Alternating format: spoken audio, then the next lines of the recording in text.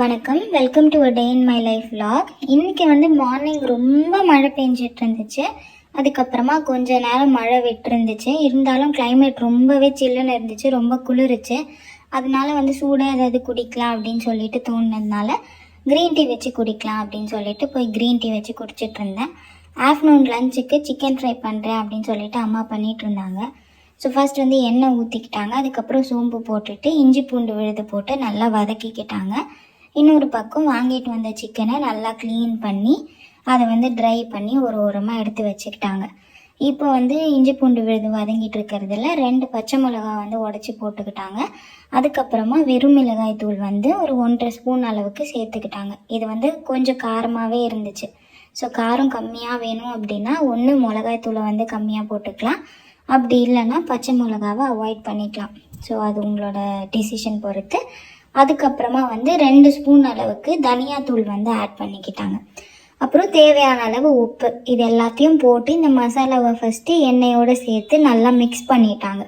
So அதை mix பண்ணதுக்கப்புறமா நம்ம க்ளீன் பண்ணி வச்சுருக்க அந்த சிக்கனையும் அதோட ஆட் பண்ணிவிட்டு இந்த மசாலா எல்லா சிக்கன்லையுமே ஈவனாக ஸ்ப்ரெட் ஆகிற மாதிரி நல்லா கலந்து விட்டுக்கிட்டாங்க. அது கலந்ததுக்கப்புறமா தேவையான அளவு மஞ்சள் தூள் ஆட் பண்ணிக்கிட்டாங்க. அதுக்கப்புறமா பெப்பர் ஆப்ஷனல், வேணும்னா போட்டுக்கலாம், தேவையான அளவு போட்டுக்கலாம்.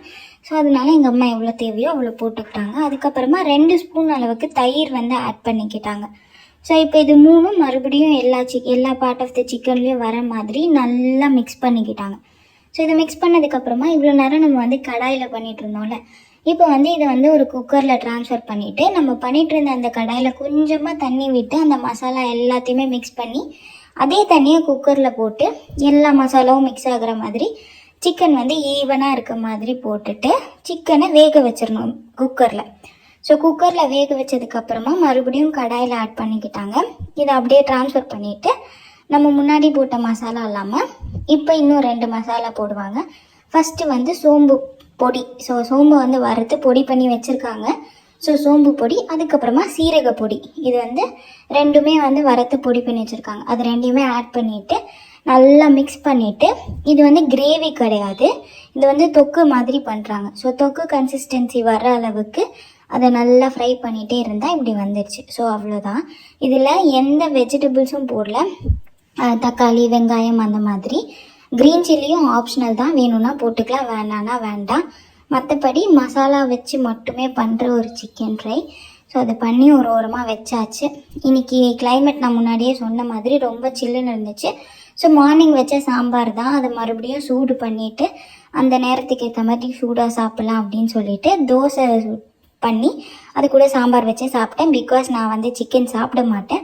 ஸோ நான் தோசையே சாப்பிட்டாச்சு. அதுக்கப்புறமா அம்மா கிட்ட படம் பார்க்குறீங்களா அப்படின்னு சொல்லிட்டு லக்கி பாஸ்கர் படம் வச்சு கொடுத்தேன். அம்மா உட்காந்து பார்த்துட்டு இருந்தாங்க. வெளியே கிளைமேட் நல்லா இருந்துச்சு. நான் வீடியோ எடுத்துகிட்டு இருந்தேன், உடனே மறுபடியும் மழை பெய்ய ஆரம்பிச்சிருச்சு.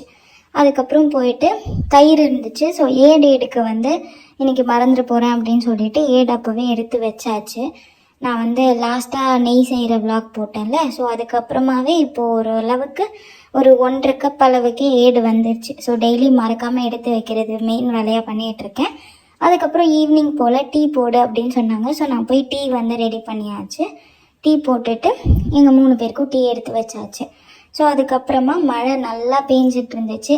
அந்த கிளைமேட்டுக்கு டீ குடிக்க ரொம்பவே நல்லா இருந்துச்சு. டீ குடிச்சிட்டு வெளியே மழையை வேடிக்கை பார்த்துட்டு இருந்தேன். லைட்டாக பெய்ய ஆரம்பிச்சிது, அதுக்கப்புறம் ரொம்ப ஜாஸ்தி பெய்ய ஆரம்பிச்சிருச்சு.